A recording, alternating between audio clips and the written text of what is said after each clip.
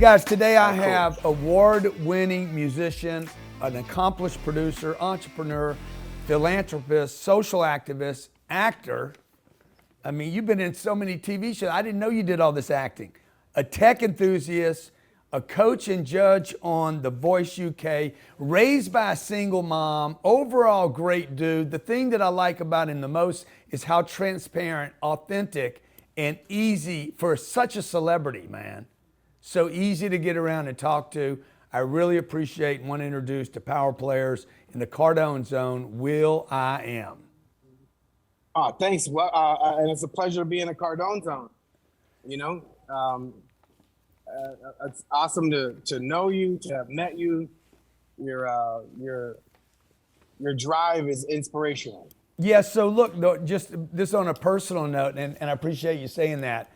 For the audience, the first time, you just want to tell them the first time we met, and like, we've never talked about any of this, by the way, but how we met, do you know how? What, at the Halt Living thing? At the Rob Lowe thing. Yeah. So yeah, Rob Lowe had this Halt. He was on the cover of Halt. Am I saying it right? The Halt. Hot or hottie or... Bro, I'm the wrong guy to ask on pronunciations, okay? I'm from Louisiana, so... Yeah, so we went there. It was at your place, and Rob Lowe I've known just from the industry and the scene, and seeing his son and everybody there. You hosted him on his cover of being on that awesome publication, and when I met you, that 10X thing resonated with me. Because, you know, I'm 10 times the person that I was when I was in the projects in East Los Angeles growing up poor. And I would say I've 10X that. And now here I am on this next journey. And I really resonate with that, the concept of like pushing yourself and timesing yourself. Whatever you were then, you're 10 times that now, and having these goals, these milestones to bring the higher version of yourself. That is super inspirational. Yeah, that's awesome, man. Really, really like. So how do you, Will, like, you know, you're a big celebrity. So for my the people that follow me, they're mostly entrepreneurs, and I'm sure they're curious like I am about celebrity life. When you get invited to an event and you're going to somebody's house and you don't know who it is, like, which deals do you take? Which deals do you say no to? Is it just intuitive? And then when you go there, what do you expect to happen? And how often does it turn out well? And when does it turn out poorly? It depends on who the invite come from. So Sampriti is like this amazing entrepreneur female that makes this flying boat. And I was like transfixed and like inspired by her drive, her focus, her talent, her like authenticity, and like, this is what I do. This is who I am. And I want to make a flying boat that levitates off of the ocean. And I wanted to know her and get to know, like, you know, all things about like a young entrepreneur that is doing audacious, ambitious, impossible feats. And that is to make a fleet of flying boats. I was like, wow, I've never met anybody that wants to build boats, let alone flying boats. How old are you? Where do you come from? And I met her when we had the cover of Halt Living. And from there, you know, whenever I go to San Francisco, she's there in the right squads of tech and entrepreneur and investments. And so she invited me to the Rob Lowe event. And that's a person that I knew there. And then met a group of people that I'm so happy that I met since then. So it's like that network, people introduce you to people. Got it. And then next thing you know, you end up in a place that, you know, because we're 10X in it, you're 10X'd. Yeah. Sorry. So I Yeah. had to borrow your thing there. Where are you today? What's your, I know your background's bamboo, but where are you? Um, I'm in Geneva, Switzerland. Okay, awesome, man. What are you doing there? So we had a show today. This is a big day for And you, every right? time Aren't you dropping something today? oh no, yeah. So we announced me and Brittany's song that's coming out on Friday. So I'm like not only the biggest Britney fan, um, she's like a dear. I consider her a friend, somebody that I care about, that I've worked with. Um, uh, she's like the most inspirational, strongest people that I've worked with. What she's overcome, what she's endured, her and still remain genuine and sweet. Um, been through a lot and loves music and all things dance and culture and entertainment and expression. And she's a dynamic, amazing person. And I'm so happy about the song that we have coming out, Mind Your Business. Sorry, I'm so happy about the song that we have coming out on Friday called Mind Your Business. Um, yeah, so yeah, Friday's a big day. Today's the big announcement. And we have a show tonight here in Geneva. Yesterday we were in Portugal. So yeah, just moving. Will, how many shows do you think, how many stages do you think you've been on in your career? In my life, Yeah. oh, like lots. I can give you like a different way of looking at it. Since 1998, the longest that I've been in one place was 2 months. The longest I've been in one place, except for 2002 and 2020. Other than that, I've been ping-ponging, traveling around the world constantly since 1998. And the longest that I've been in one place steady was 2 months, and that's rare Wow. that I'm in one place for 2 months. I'm usually 2 weeks here, I gotta go, a month here, I gotta go. And very rarely do I get 2 months in one place. And And then that's from that, and from there, like you factor in for every single one of those weeks or months, I'm on 2 stages a since day. 1998. You're on two stages a day? No, 2 stages on the average a week Oh, got it. since Got it. 1998. Okay. So, and then when was your first break, man? I mean, back then when you're trying to get a break, you can't wait to be on 2 stages a week and be on the road and never be in one place, but then you fast forward and you're like, okay, I'd like to slow down a second. So back when you were trying to make it, what were you wishing and wanting for? Well, I'm still trying to make it. That whole concept of you made it is, I love that. You never make it. The make it means at some point in time, you're like, that's it. Like, as if like you never get thirsty again.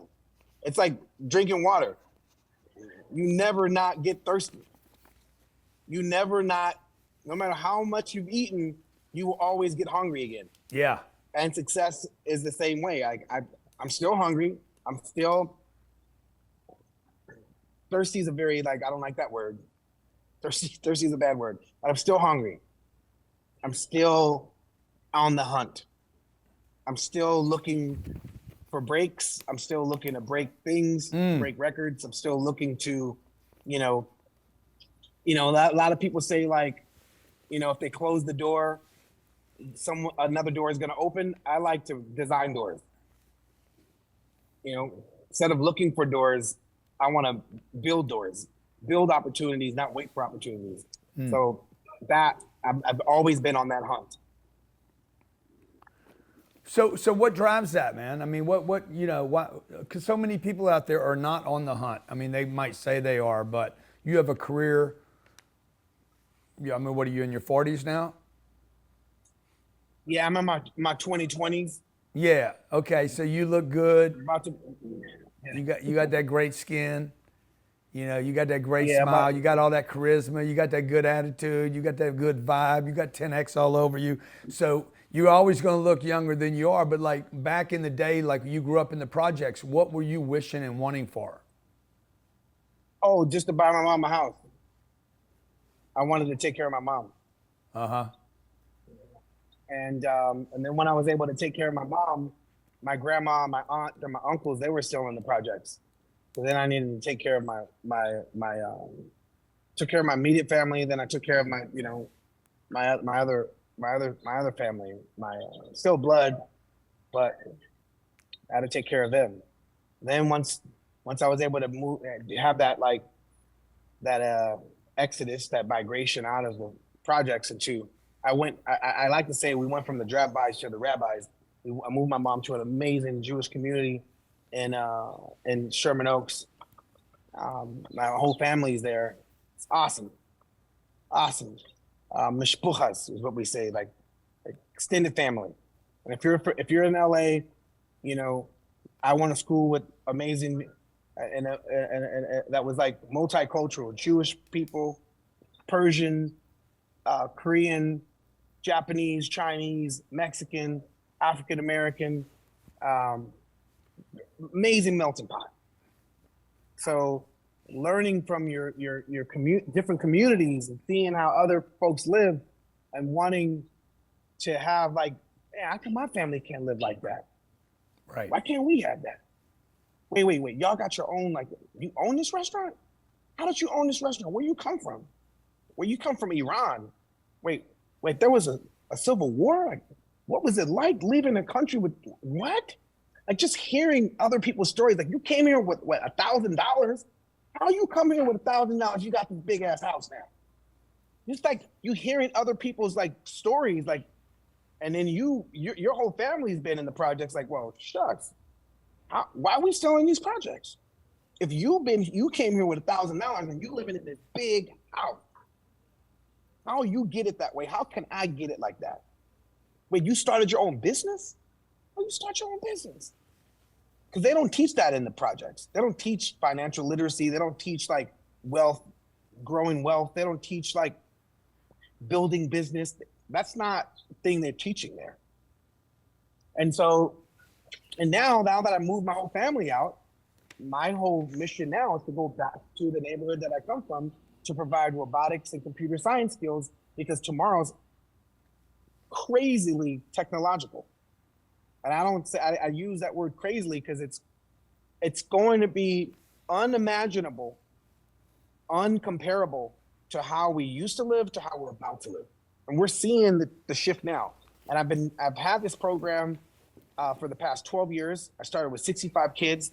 Now we serve about just a little over 13,000 students in Los Angeles. We've sent thousands of kids to college. Lots of kids we sent to college for computer science, robotics, poli-sci, all different types of interest and focus. But I'm really proud of the students that go to school for science, technology, engineering, and mathematics that come from my community. Because the amount of jobs that are going to be rendered obsolete because of technology in the near future, not only blue collar jobs, white collar jobs, we're in for a societal shift. And so that's what's driving me now, to prepare inner city folks for this technological tomorrow and build companies around this transformative tech. So I've invested in a lot of tech in the past, and I'm investing in today's tools and technology now as well. Yeah, and when I saw you in France and I saw you on Instagram, I'm like, hey, come out to the boat, and we hung out, and you started telling me about some of the stuff you're doing with AI. So it was such a pleasure to meet that side of you and to hear about that and what you're doing with kids. And by the way, I got a great idea for your kids here before I end today as a way to show you appreciation for being on the Cardone Zone today. You made a comment. You said they don't teach you that in the projects. I didn't grow up in the projects. What do they teach you in the projects? They're teaching. Wait, you hear a dog? What's that? You don't hear a dog barking, do you? No. Perfect. Did I hear an adult? So running? the kind of things are teaching. the kind of things they're teaching us in that they teach in the projects, Yeah. you know, if anything, they're teaching you the same things they taught my mom when she was going to school in the 60s. Same kind of things they taught in the 50s. They're not teaching you survival skills, especially how to survive in the community that you're from. They're not giving you the skill sets to fill the jobs that are needed right now. Like there's so many jobs that are unfilled at the moment, and a lot of these jobs are engineering jobs, data scientist jobs, algorithmic programming jobs. There's lots of jobs unfilled. They're not teaching us that. They're not teaching us how to build companies to solve the problems that have been, plaguing the inner city. So for every single problem that the inner city has, there's a solution on the other end. Mm-hmm. And that solution is jobs and careers in industry. You can solve a lot of our problems by creating business that directly solves that problem. For example, in the Bronx and New York, all throughout New York, we always used to hear that cabs didn't stop for Black people. Not only New York, but in the movies, they kind of like over told that story. But we all know that some point in time, since the dawn of the car and cabs didn't stop for people of color. But Uber solved that problem. Mm-hmm. Not social activists try to campaign. Lots of folks try to campaign to make it to where yellow cabs stop for people of color. But indirectly, Travis and Uber solved a societal racial issue. So technology solved a societal woe. So let's identify other problems that are affecting inner cities, underdeveloped communities, underserved communities, and solve them with tech indirectly. And by doing that, you're going to create industry. And why can't people from our own communities identify the problems, utilizing the tools and the technology of today to solve that? So let's take a look at Uber. Did Uber invent GPS? No, they didn't invent GPS. Did they invent the capacitive touch on the phone? Nope, they didn't invent capacitive touch on the phone. Did they invent chipsets, mobile chipsets? Nope, they didn't invent mobile chipsets. What did they do? They took 3 pieces of technology: capacitive touch, GPS, and mobile computing. And to have mobile computing, you need base stations, you need, satellites to be able to get the signal, whether it's 2G, 3G, 4G.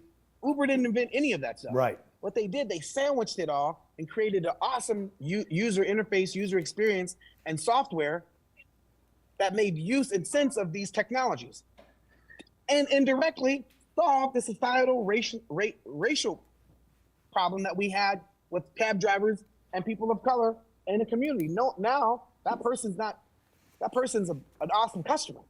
Let me stop for that person. It without Uber, we would still be having these issues.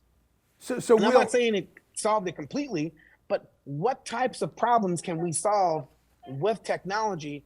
And shouldn't folks from these underserved communities, underdeveloped communities, be the ones to solve them by giving them the skill sets, encouraging them, and mentoring them to push them to be entrepreneurs, to be problem solvers, to be, tomorrow's industry erectors?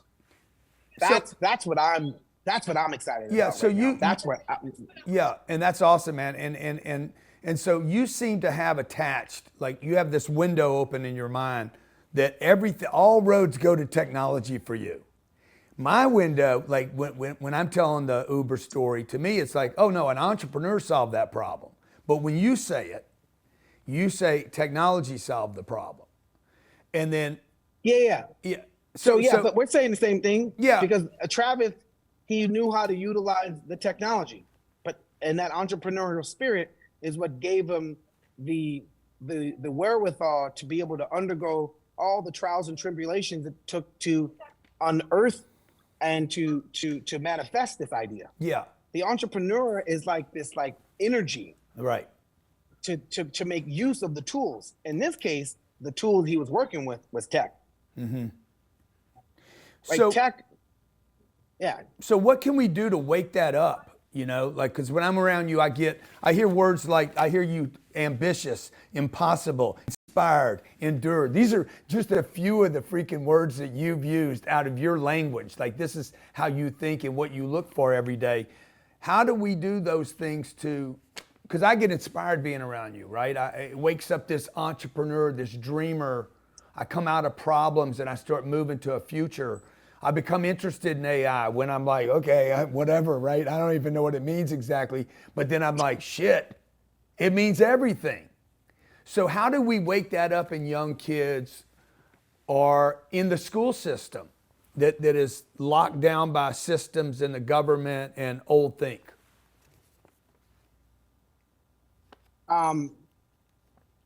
Curiosity, mentorship. We have to mentor the youth to be curious and competitive and audacious. Like, we gotta compete. We gotta like, and it's in the kids. Like, there's 3 companies in every single junior high school and high school. That's MLB, NBA, and NFL. Mm-hmm. And one gender is going to make the most money out of those 3 companies. Males will thrive and be super successful in the NFL. Right now, my sister or my niece are not playing for the Rams. They could be managers. They could go off and own the teams, but even that, it's males that own the team. Right. And that shouldn't be the case. I'm not saying like women should play football and put themselves in harm's way where the aggression and the power. But right now, men are the ones that are going to benefit from one company, the NFL, being in every single high school. Men, yes, there's NBA and there's the women's basketball league, but men make far more money, Right. the NBA, than the women's league. Yes, there's baseball in every single high school. A lot of high schools have baseball fields, basketball courts, and football fields. But men benefit the most. Ownership and the principals, the participants that play in these sports. Yes, there's female sports. I'm just looking at the money that people make.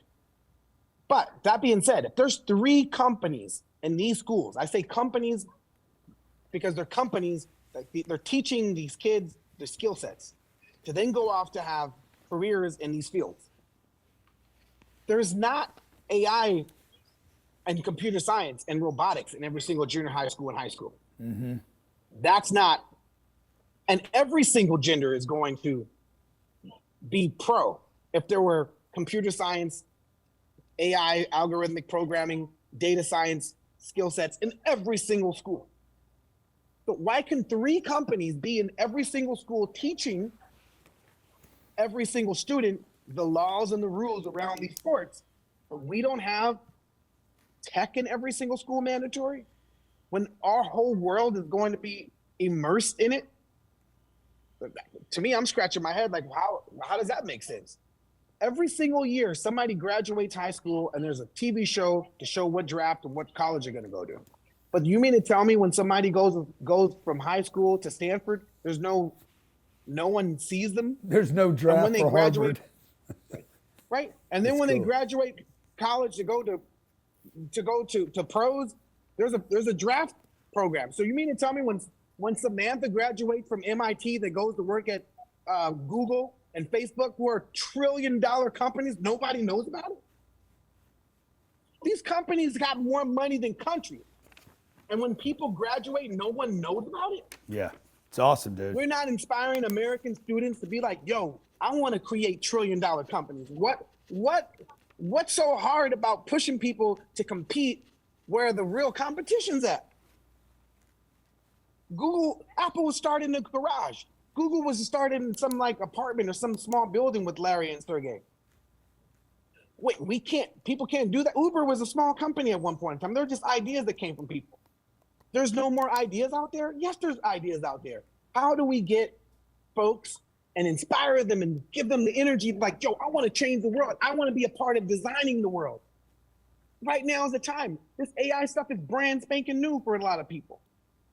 I've been investing in AI since 2012. The person that got me into AI was a guy by the name of Professor Patrick Winston, rest in peace, the head professor at MIT when I used to go there from 2005, 6, 7, 8, 9. Every time Black Eyed Peas would go on tour, I would stop by his classroom. I was intrigued and inspired by artificial intelligence back then. 2010, Google it. There's this Black Eyed Peas song called "I'ma Be Rocking That Body." In 2010, I was like, hey, the future of music and composition is AI. This machine right here is going to take Black Eyed Peas into 3008. As a matter of fact, our album, The End, Boom Boom Pow, all that stuff is all looking at the future of like what the future of composition, entertainment is going to be and how computers are going to be a major role into how we experience stuff. Like I make music because I use the computer to make music. I don't play the piano like Stevie Wonder and John Legend. I play the freaking computer, bro. I'm more a computer programmer than I am a freaking musician. Wow. If you tell me to solo on a piano, I'm like, doo, doo, doo, doo, doo, doo, doo. But I could freaking program that freaking computer to make freaking awesome compositions. That's my superpower, is how I interface with the user interface. And I love technology because technology liberated me. It changed my whole freaking life. And that's why I'm so passionate about it. That's why I went back to my neighborhood and created these programs. That's why I'm encouraging these kids like, hey, there's this word, these two words, underdeveloped community, underserved community. We say that, but we ignore who the developer is and who the server is. There's a person behind that title, underdeveloped community. Mm-hmm. There's a person behind these titles, underserved community. There's people that are responsible for the conditions that people are living in, zoning laws, investment for their education. There's people that freaking like decided that stuff. So I'm like, yo, then I guess I'm gonna be a server then. I'm gonna be a developer. And you too, anybody in the community right now, if you're living in these communities, knowledge up while we have the access to this free knowledge portal called AI. Get it while it's there. Knowledge up, knowledge up, knowledge up. Learn the fundamentals about it. Learn how to freaking make prompt engineering. Learn how to build companies around there. Learn it, build it, transform, solve problems in your community. That's right now, 2023. It's the freaking 20s right now. It's a whole new freaking era. The 80s didn't start to 1983. In the 1981, 82, everybody was still fixated on the 70s. It's the freaking 20s, bro. It's a whole new shit about to jump off. A whole new way we're gonna do things. It's being designed, developed right now. Get involved. Fucking shake shit up. Solve problems. Start companies. Let's fucking go. Let's fucking go, man. So let me ask you this. Let's say I'm 17 years old. I'm in the projects. I just heard you tell me that. I was thinking about, okay, I can't play basketball. Shit, I can't catch a football. I don't know shit about computers. I'm listening to Cardone and Will.i.am. Goddamn, I don't know nothing about a computer, coding. Where do I start? Yo, here's what's awesome about that. Now you got code that can code. You don't even have to learn to code anymore. You just got to have an idea. And if you're 17 right now, 10 years from now, you're 27. It's 2030 freaking 3. So you're still young. You're still going to start a company because you're learning right now. As the world is learning about it right now. This shit ain't fucking 10 years old. Text to code ain't 10 years old. This is new, bro. It's all new shit. It's new for the fucking experts. Everybody is freaking new at this. You think ChatGPT's 10 years old, bro? So guess what? You're just as new as Sam is new. Right. It's a level playing field. So, yes. So there's no excuse. If you're 17 years old, knowledge up, let's go. 20 when you're freaking 27 years old, boom, bro, entrepreneur, starting companies, made some mistakes. But guess what? We all made mistakes from 17 to 27. What type of mistakes you want to make? You're going to make them. So make the mistakes on companies that you're trying to build. Don't make mistakes fucking up, doing bullshit, dumb shit. We're all going to do mistakes. We're all going to fuck up. Fuck up solving problems, though. Yeah. So Will, Don't fuck up causing problems. Yeah, Will, what are the fuck ups? What give me a list. I know how many. I spent 10 years fucking up. So what are some things that we're talking to this kid 17? What are the fuck ups? What are the things he or she should not do?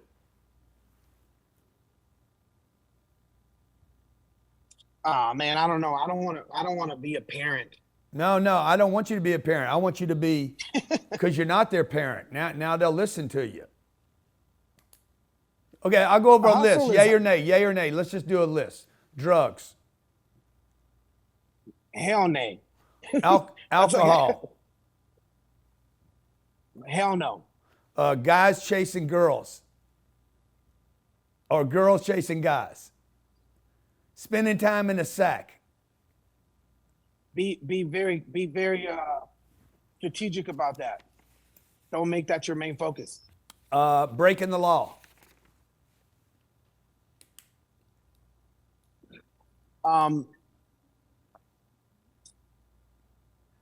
No, definitely not. Only reason why I hesitated on that, I got a lot of friends in prison. They were selling weed in the 90s. Yeah. That was illegal then. Yeah. That's just legal now. So no, Yeah. Don't break the law.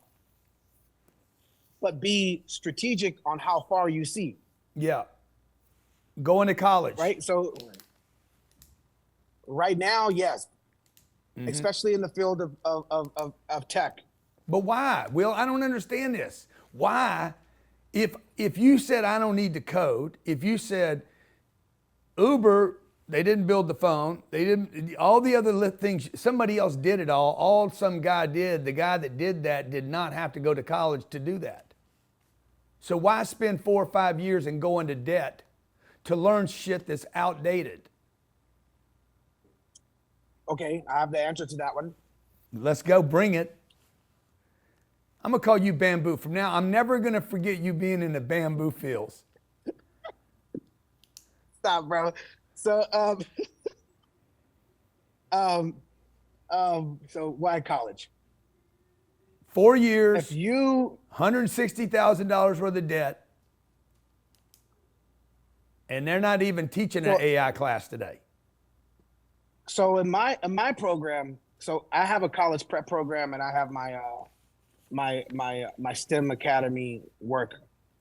The focus that we have, it's not a STEM Academy per se, but it's the focus that we have around STEM.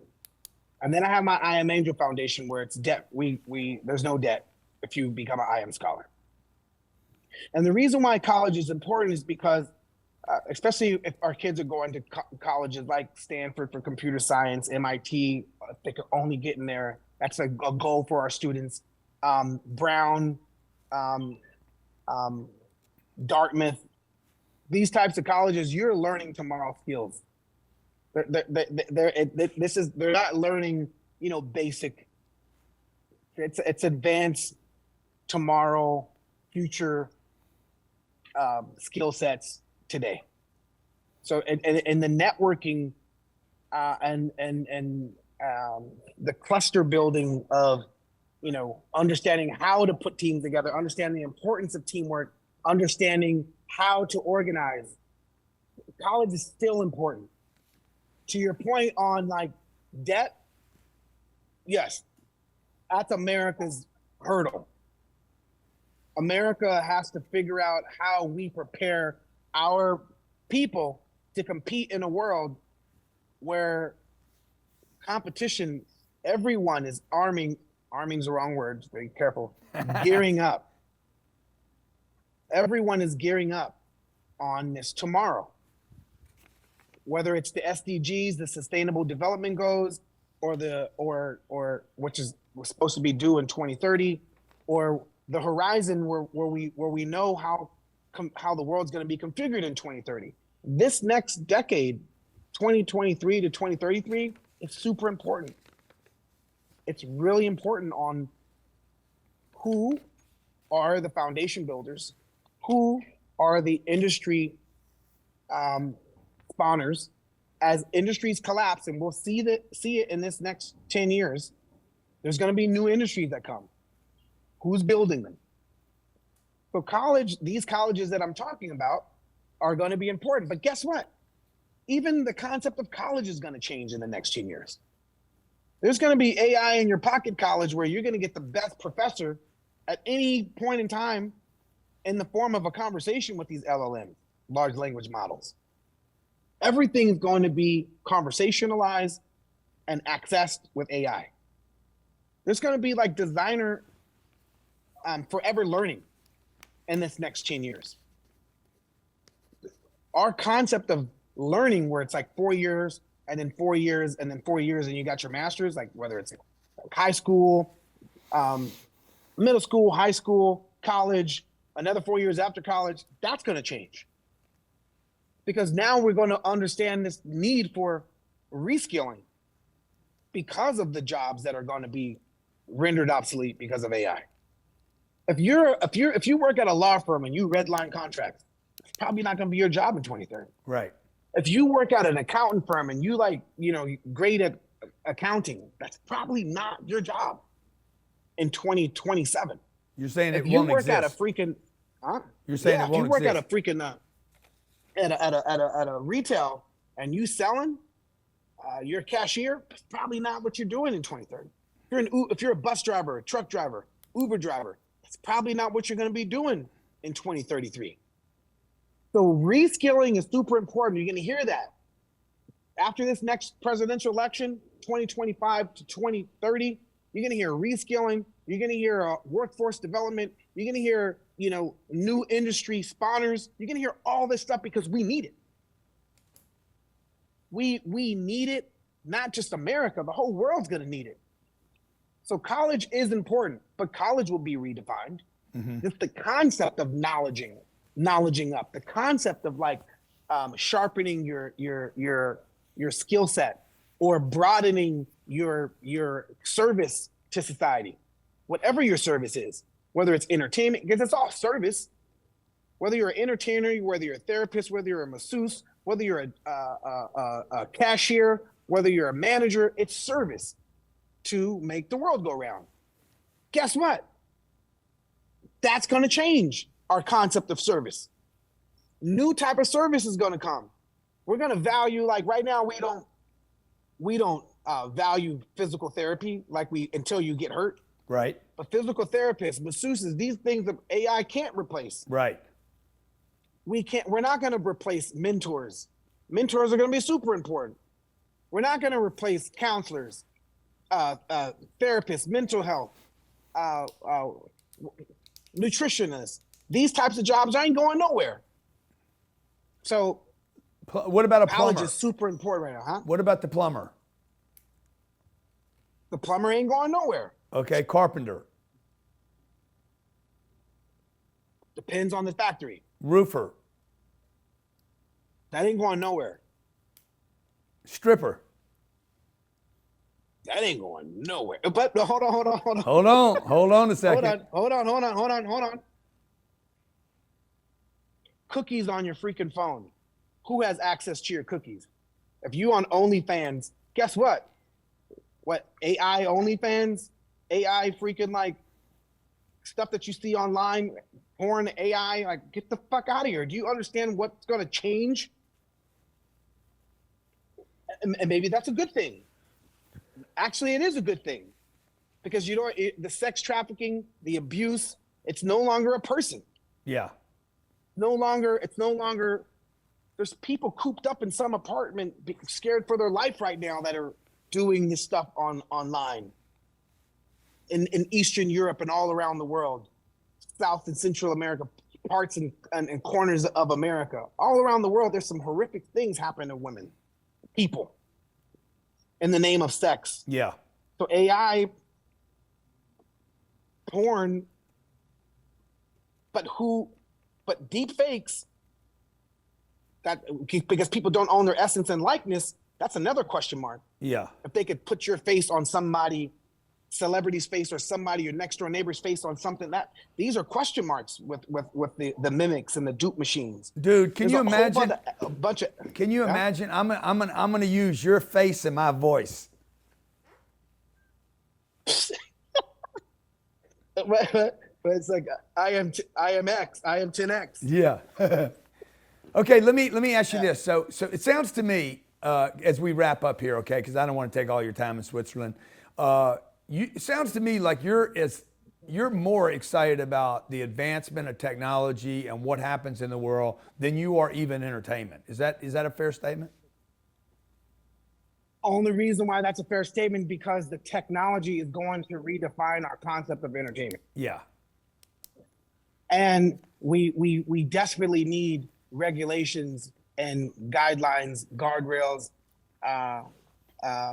We need governance because everybody's civil liberty is at risk because of how new it is, how behind the regulators and gov is to make sure that people are safe in this highly advanced technological AI world.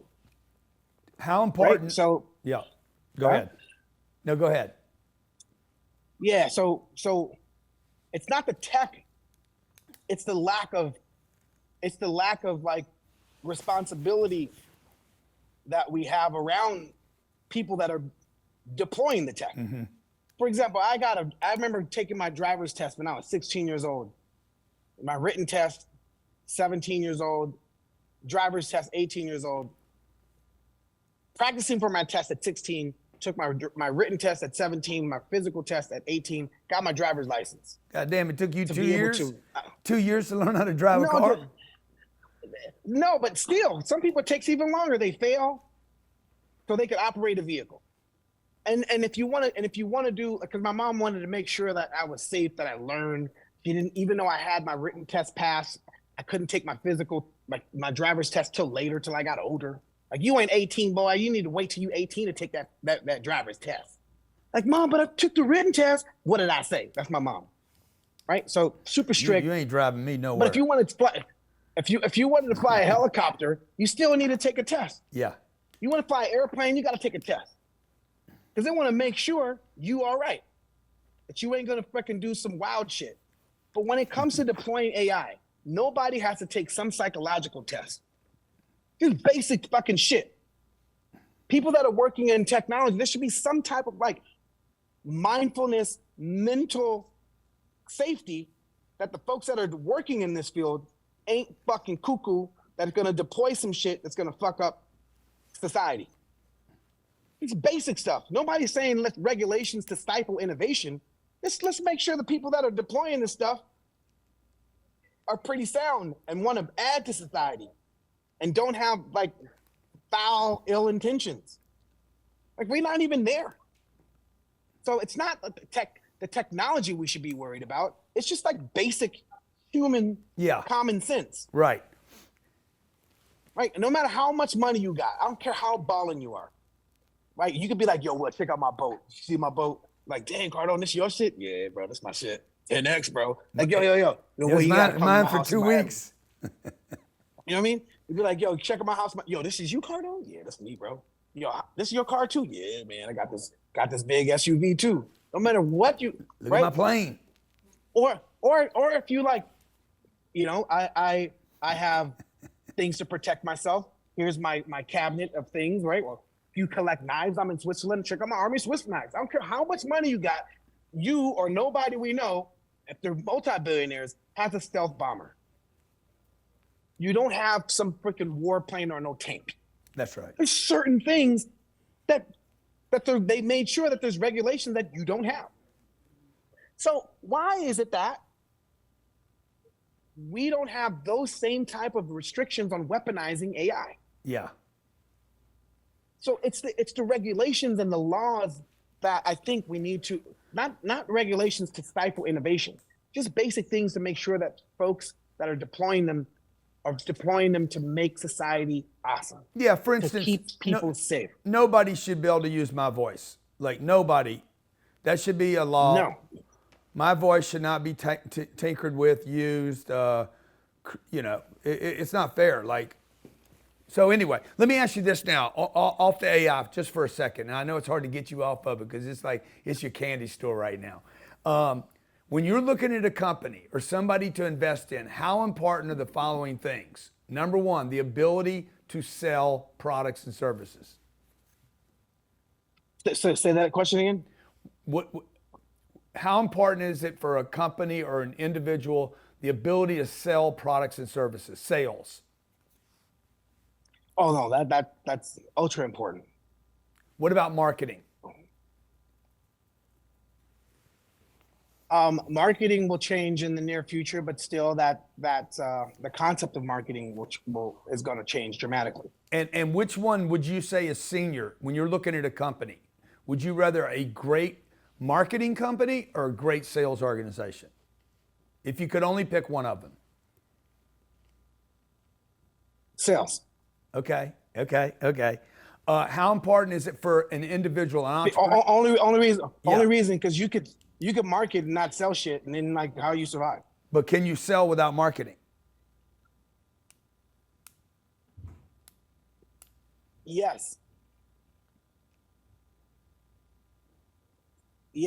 Tell me, how do you do that? How do you sell without marketing?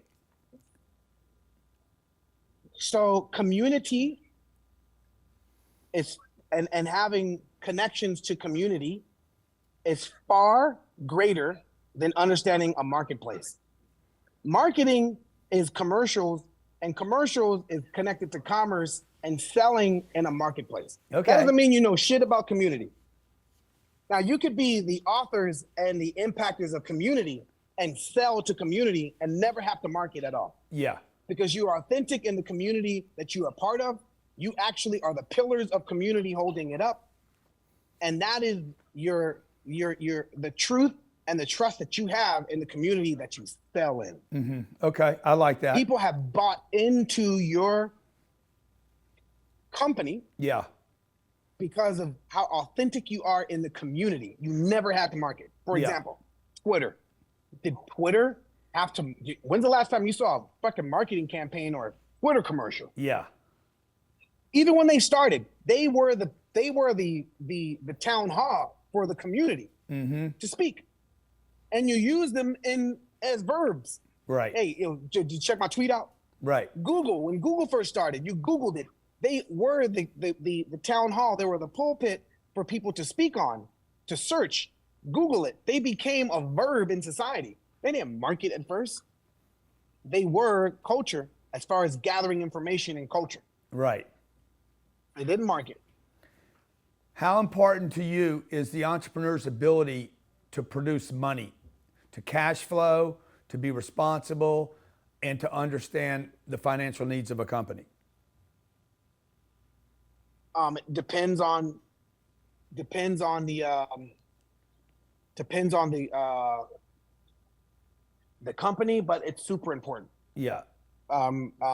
Fiscal responsibility, making sure that there's capital to be able to maintain operations, not only to go out and find and fundraise, but to get to profitability. That's super important.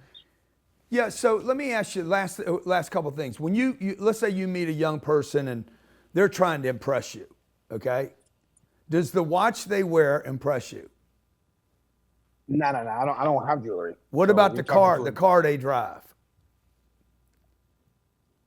Nah, I don't need that. They got some Gucci's and they got some Nikes. Does it matter to you? To me, no, not at all. Uh-huh. How fluid their ideas are, the banter, bam, bam, bam, bam, bam, bam, bam, bam. That's all that matters. How focused they are, like watching how somebody communicates and they could keep the conversation flowing. Even if they veer off, they could bring it back to the subject. That he or she that does that, them or they that do that, I don't care what material you got. A lot of the folks that I know that have all the money, like the real ballers, I don't see no freaking, they ain't balling like that. That's when I realized the folks that got the money, They don't show it. Yeah. I interviewed somebody the other day, pretty like one of the richest people in the world. They didn't have no fly shoes on. Yeah, they weren't rocking a Richard. They weren't rocking no crazy watches or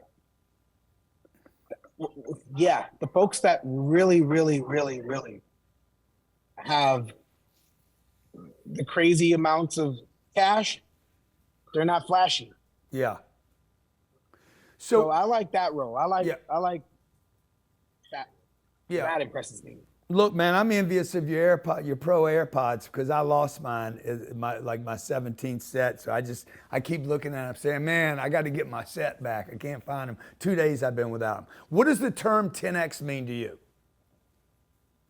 The term 10X is whatever I thought I was doing last year, I got to turn it up 10 times next year. Whatever I thought I was making 10 years ago, I got to make 100 times that in the next 10 years. It's like, it means upgrade myself. Like, for example, like every quarter, it seems like I got to upgrade my phone and my apps. What's the upgrade for myself? How do I upgrade myself? We know the importance of charging our phones, making sure our phone has like batteries. We know the importance of making sure gas is in our car or electricity is in our car, and whether you have a balling car or not. You know, you wish you could afford that premium gas, but until then, I'm gonna put this, I'll put this gas in it, but I know I should be putting that in it. The same isn't for us. We put bullshit food in our bodies.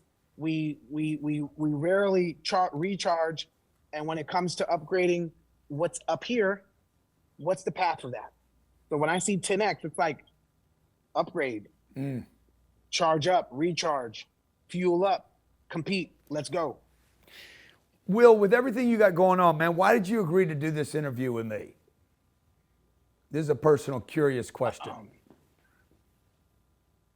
You meet people, like I said, I meet that banter, that ping pong, that brainstorm. I really, truly, I really was inspired by our brainstorm at your house and then on the boat. That, and when I researched what 10X was,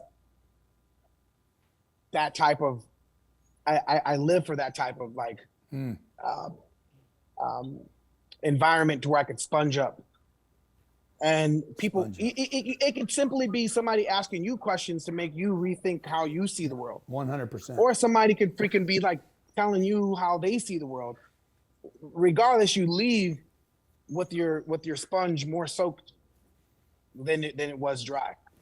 So I like being able to absorb information so I can rinse it out in areas that need that info. So your story is fascinating, how you're able to build what you have. We come from similar backgrounds where there was question marks. What will become of us? Yeah. Your story about your mom, and how I am with my mom, routes that we could have taken, some routes you've taken. I took different routes, but those same routes were there. So we're more alike than we're not alike. I love that. Hey man, you got 13,000 kids in LA that you're helping out. I have a sales and marketing platform that millions of people have been on it. I'd love to give it to all 13,000 of your kids to have free access to. Man, love that. And some of those kids might know who I am. Maybe they do, maybe they don't. But sales, marketing, financial information, that's very applicable still in the world today. So I'd love to figure out how, with your team, how we can just give it to them and give them access. We sell it to Fortune 500 companies, buy it every month from us. And so I'd love to do that for you. And I look forward to doing more great stuff with you, man, because you're an awesome guy. Yeah, I'm reading that the wall behind you, and I'm like, staying broke is hard. Pick your hard. Like, yo, that's real shit. Right? I've been all that. Yeah, man. Like, I know what that feels like if it was yesterday. Well, dude, That was 30 years ago, but I know what it feels like. Yeah. Hey, man, I lived the whole appreciate life you. of that. Look, I think I admire you in many, many ways. I ain't driving with you though, bro. If it took you 2 years to learn how to drive a damn car, go get an Uber. It didn't take me 2 years to learn how to drive a car. My mom just made me go through that process just to like, you know, put some discipline in my Yeah, I got it, man. Don't foundation. try to cover it up. Just tell everybody you're a bad driver. No, I'm awesome. I've never been in an accident in my life. Knock on wood. Boom. Knock on bamboo. Boom, boom, boom. Yeah. Okay. Hey, thank you for being here today on the Cardone Zone, man. Appreciate you. Thanks, Cardone. Okay.